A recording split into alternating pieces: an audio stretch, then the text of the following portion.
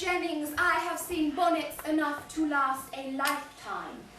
Have Miss Steele thoughts or feelings? What? Miss Steele? Oh, yes. She did, yes.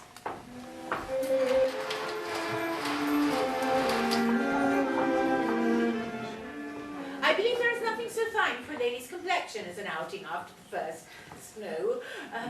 But you are good to be out in such weather. It has the pleasure of beauty, but it is, I think, a desolate beauty. It is January, and my thoughts begin to turn to London, to my dear little house in Portman Square. I shall go there very soon indeed, and yes, I shall take you both with me.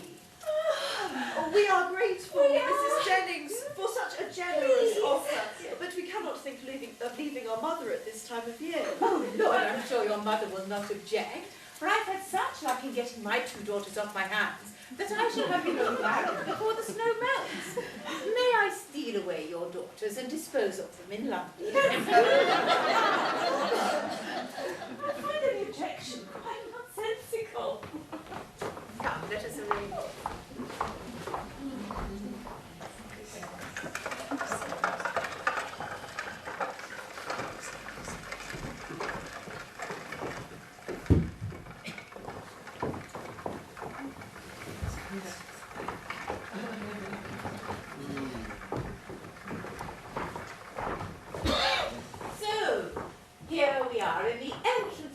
My little house. You shall be as snug as mice here. Portman Square shall suit you perfectly. Dear Mrs. Jennings, it is quite perfection. But may I run up to the room you showed me? I must write a letter with no delay. Of course, my dear, the very thing. Our mother will be glad to hear of our safe arrival. I am not going to write to our mother, Eleanor. Whatever can she mean? Who is it? Ah, Colonel Brandon, I am monstrous glad to see you here, but how came you to know I should be in town today? I had the pleasure of hearing it at Mr. Palmer's, where I have been dining. Well, I have brought 2 young ladies with me. Miss Eleanor, of course, and your friend, Miss Marianne, which you will not be sorry to hear. Oh, I do not know what you and Mr. Willoughby will do between you about her. Ah, it is a grand thing to be young and now, whatever that might be, Marianne, my dear, Marianne. Is your sister ill? She is, yes, in a way. I am sorry to hear it. She is the victim of expectations only. But pray, Colonel, let me tell you of our journey.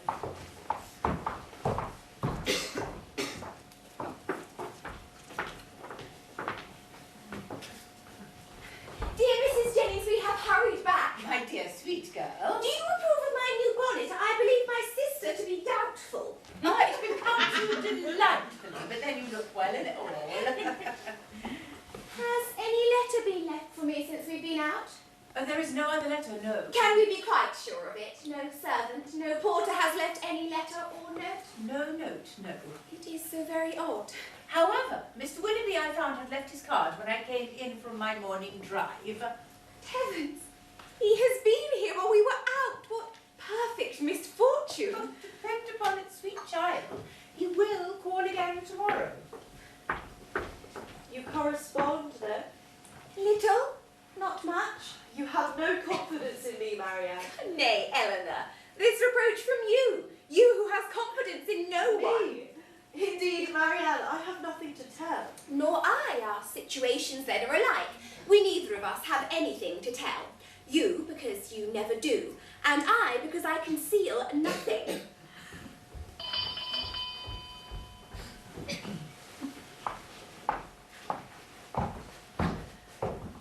It is kind of you to give me this time, Miss Eleanor. I believe kindness to have nothing to do with it. Your sister seems out of spirits, so... You have something to communicate, Colonel Brandon. I would ask when I am to congratulate you on the acquisition of a brother. What is it you imply? Well, your sister's engagement to Mr. Willoughby is very generally known. It cannot be generally known, for her own family do not know it. I beg your pardon. My inquiry has been impertinent, but I suspected no secrecy intended, as they correspond openly, and their marriage is universally talked of. By whom have you heard such a thing mentioned? By many, by some of whom you know nothing, but by others with whom you are most intimate. Pray excuse me, but when the servant let me in today, I saw in his hand a letter directed to Mr. Willoughby in your sister's writing. I have said too much. Upon your prudence I have the utmost dependence. I hardly know what to do. Can you tell me it is resolved on?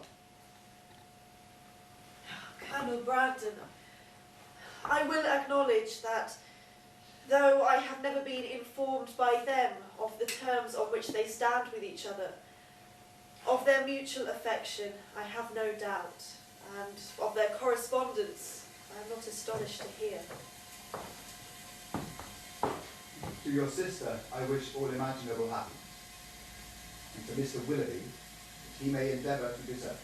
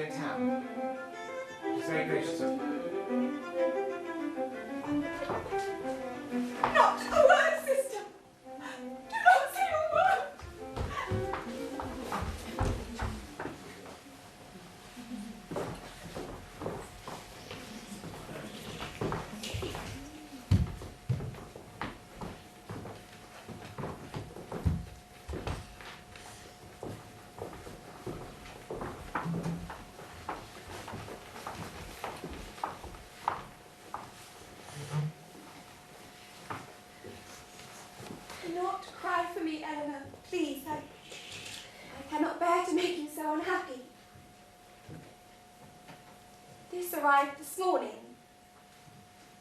It is far, far better to know than to suspect. I am quite at a loss as to discover in what point I could have been so unfortunate as to offend you if I have...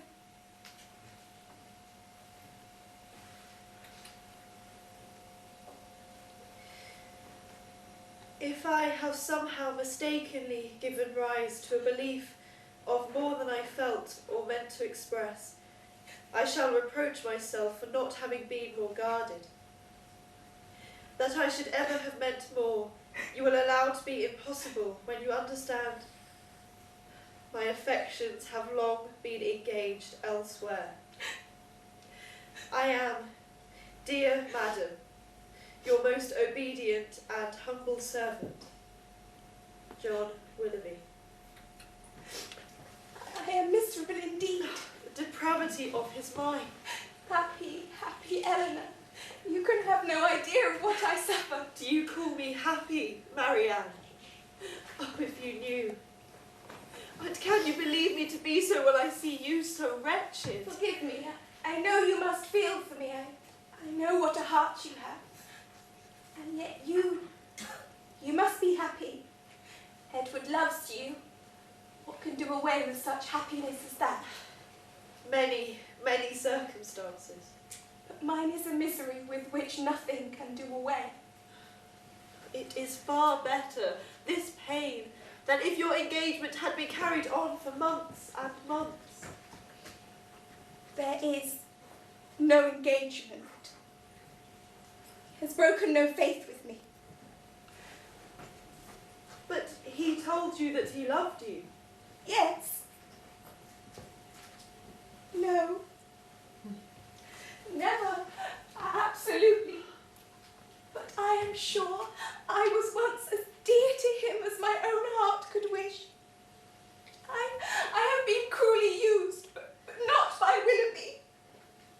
This woman, who knows what her art may be, or how deeply contrived.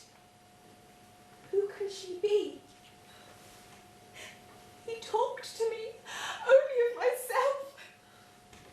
I must go and pack, Eleanor. I must go home.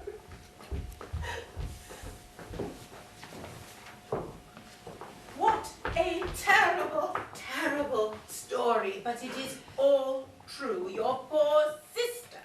He is to be married very soon indeed, to a Miss Grey. Oh, if I meet him, I shall give him such a dressing down. The lady then, Miss Grey, is she very rich? Oh, £50,000, my dear. And by all accounts, it won't come before it's needed, for they say he's all to pieces. Do you know Miss Grey? Smart, stylish, pert, but not handsome. A huntress of men, they say. Well, my dear, this will be all the better for Colonel Brandon. It's an ill wind, you know. For, yes, this will be all the better for him. I shall take your sister some fine old Constantia wine, for it is a splendid restorative.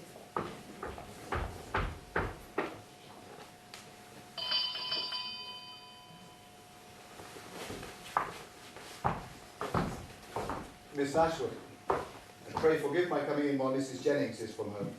Of course, by all means. I met Mrs. Jennings on Bond Street and she encouraged me to come on. I had hoped indeed to find you alone, so that I may give comfort. Not present comfort, but lasting conviction to your sister's mind. If I am to understand you, you have something to tell me of Mr. Willoughby that will open his character further. I feel I am justified in telling you.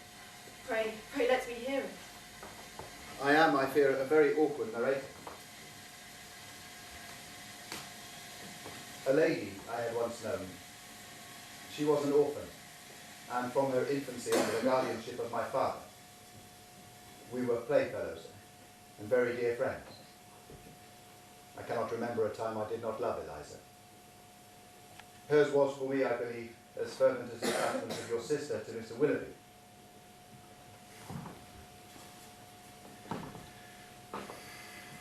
May I have tea brought? Thank you, no. We were within hours of eloping together for Scotland. The treachery or the folly of my cousin's maid betrayed us. I was banished to the house of a relation far distant, and she was granted no liberty until my father's point was gained. Eliza was married against her inclination to my brother. He had no regard for her, and 2 years later I heard of her divorce. She was driven by his cruelty to inconstancy. Some time later, I found her. She was mortally ill. I was with her in her last moment. She left to my care a little girl, the offspring of her guilty connection. Miss Williams has been a precious charge to me. It is almost 3 years ago now. She had just reached her 14th year, and that I placed her under the care of a respectable woman in Devonshire. Almost a year ago, she disappeared. I had allowed her, imprudently, to travel to Bath with a young friend. For 8 long months, I was left to suffer in conjecture. And I am to understand it was Willoughby. When I left Barton so suddenly, when Willoughby's laugh censured me for incivility, he had already done that which no man who could care for another would ever do. He left the girl whose youth and innocence he had seduced, with no home, no help, no friends, ignorant of his address. He left her promising to return. He neither returned nor in any way relieved her. This is beyond everything. His character is now before you. Whatever Willoughby's designs on your sister, she is now apprised of his history. Use your own discretion in communicating what has passed. Did you, at that time, see Mr. Willoughby? One meeting was unavoidable.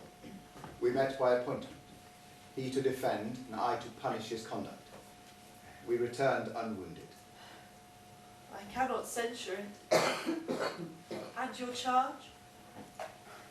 Mother and daughter are both well. I have removed them to the country where they remain. I have said too much. It was well intended, Miss Ashwood. I am thankful for that which you have told me, Colonel Brandon. You have a generous spirit. Good afternoon. Good afternoon.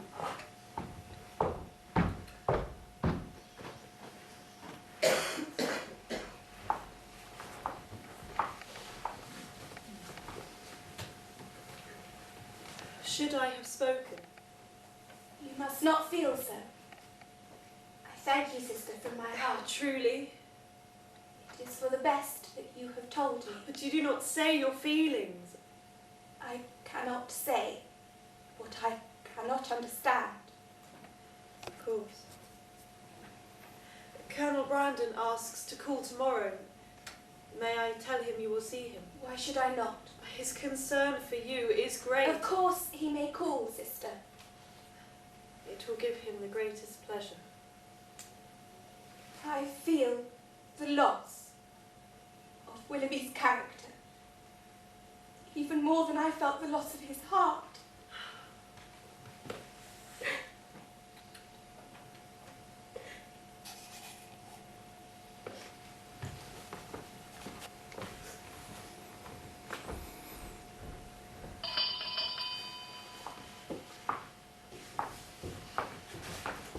Sister, Fanny and I have been in town 2 days. Oh, really? I very much wished to call on you yesterday, but we spent the day with Mrs. Ferris. So, you have been comfortably settled in your little cottage and one for nothing? My mother, I think, can be said to be comfortable there. I am very glad to hear it. I met today a Colonel Brandon, who spoke of you with excellent warmth. Did he? And at length, if I may say. Is he a man of fortune? He has very good property in Dorsetshire. He likes you. I observed him narrowly, and I'm convinced of it. He would make an excellent match, I think. I am sure Colonel Brandon has not the smallest wish of marrying me. Yes, I must say I disagree with you. His admiration was clear. I would think very little trouble on your side secures him. And there can be no reason why you should not try for him. You should not count on another attachment. I know your prior interest, sister, but objections from Mrs. Ferris would now be insurmountable. No objection at this moment is necessary or useful. No. Let's say Colonel Brandon is the man, eh? Colonel Brandon No civility on my part shall be wanting in making him pleased with you. It would be something remarkable, even droll, if I should have a sister and Fanny a brother settling at the same time. Is Mr. Edward Ferris going to be married? Not settled, but the thing is in agitation. Mrs. Ferris supports the match. The lady is Miss Morton, daughter of the late Lord Morton, with £30,000. £30,000.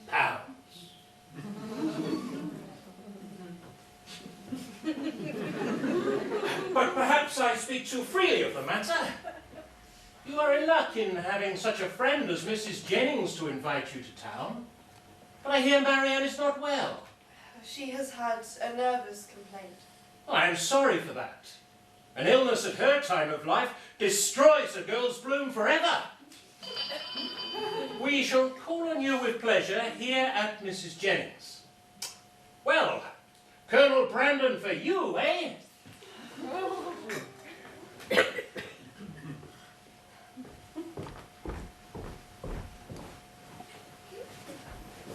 Miss Dashwood, how delightful.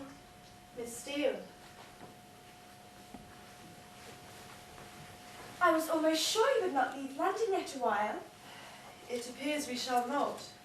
Edward is in town, you know. I did not know. If you can imagine, I met Mrs. Ferris at a gathering last Tuesday. Such a thin, serious little woman, and you can imagine how frightened I was. But I believe her to have taken a fancy to me. She was all sweetness and affability in my presence. Are you ill, Miss Dashwood? You seem low. I never was in better health. Dear Eleanor, you've been the greatest comfort to me in the world. Heaven knows what I should have done without your friendship. Indeed, I am perfectly convinced of your regard. And next to Edward's love, which is dearest to me.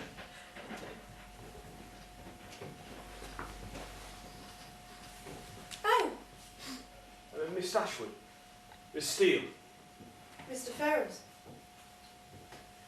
I was How hoping to interesting find that you and your happened. sister at home. It has been far too long. Marianne will not forgive me if I let you pass by. dearest Edward, this is a moment of great happiness. This would almost make amends for everything. I'm very glad to see you. Very. And Eleanor has been unsuitably long. Yes. You look pale, Marianne. I fear London cannot agree with you. Pray, do not think of me. Do not think of my health. Eleanor is well, you see, and that must be enough for us both. And Miss Steele, of course. She always looks her best. Yes. But do you like London? Not at all. I expected to find much pleasure in it, but have found none. The sight of you, dear Edward, is the only comfort it has afforded, and thank heaven you are what you always were. I think, Eleanor, we must employ Edward to take care of us on our return to Barton. In a week or two we will be going, and I trust Edward will not be too unwilling to accept the charge. To Barton, yes. In a week or two, I see. I see. But how long have you been in London? A matter of days only. Why were you not here, Edward? Why did you not come? I was engaged elsewhere. Engaged? But what was this when such friends were to be met? Young men's engagements are very numerous, and they must choose among them. Not so, indeed. Edward has the most delicate conscience in the world. He is the most fearful of giving pain, of wounding expectation, and the most incapable of being selfish of anyone I have ever met. What? Are you never to hear yourself praised? Those that accept my love and esteem must submit to my open commendation. Yes. As to engagements, I fear I must be... Edward, going so soon? This must not be. Lucy, I am sure, can stay but for another moment. Eleanor, I know, would speak with you. My mother has commanded my appearance on a matter of some importance to her. I shall look forward to a more extensive visit.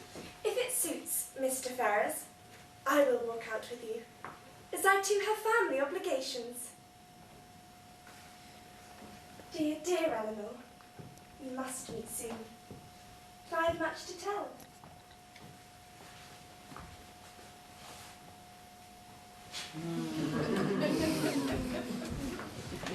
What could have brought her here?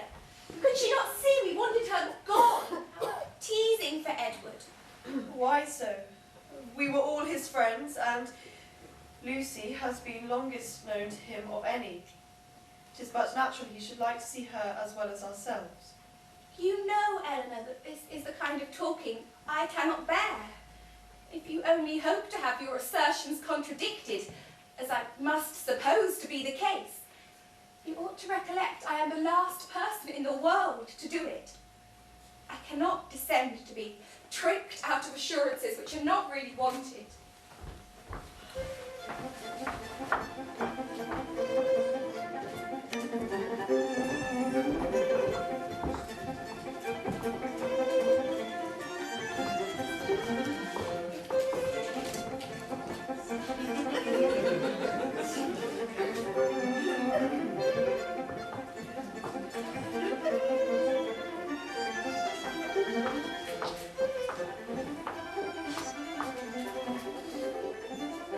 I cannot say that gathering tonight is redolent with pleasure. It seems more pleasure has been made work. I feel something of the kind myself. We have not met, I think.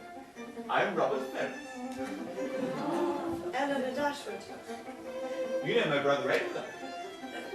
I do, yes, and think very well of him. You would not find him at such a gathering as this. His extreme gaucherie keeps him from mixing proper society. What amuses me, it is less any natural deficiency as Edward's than the misfortunes of a private education. Well, I have known the democracy of a public school.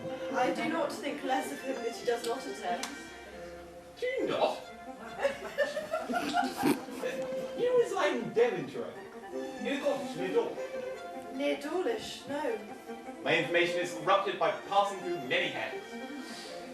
I am, however, excessively fond of a cottage. It is much better fun. My friend Elliot shows a cottage near Dartford.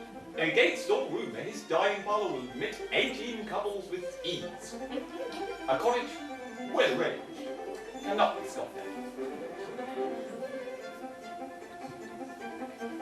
Sir, you are very kind. No, I'm not. In fact, I might be thought irritating right now. May I engage you for this dance, Miss Dashwood? We will call it pleasure or work, as you will.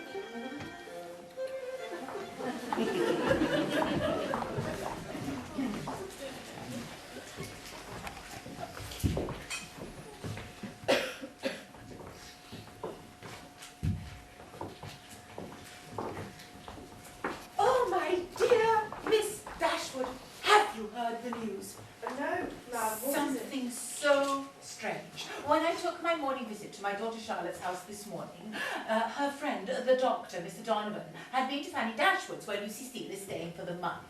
And he told us that Fanny has taken to her bed. Fanny ill. Apparently she overheard a servant.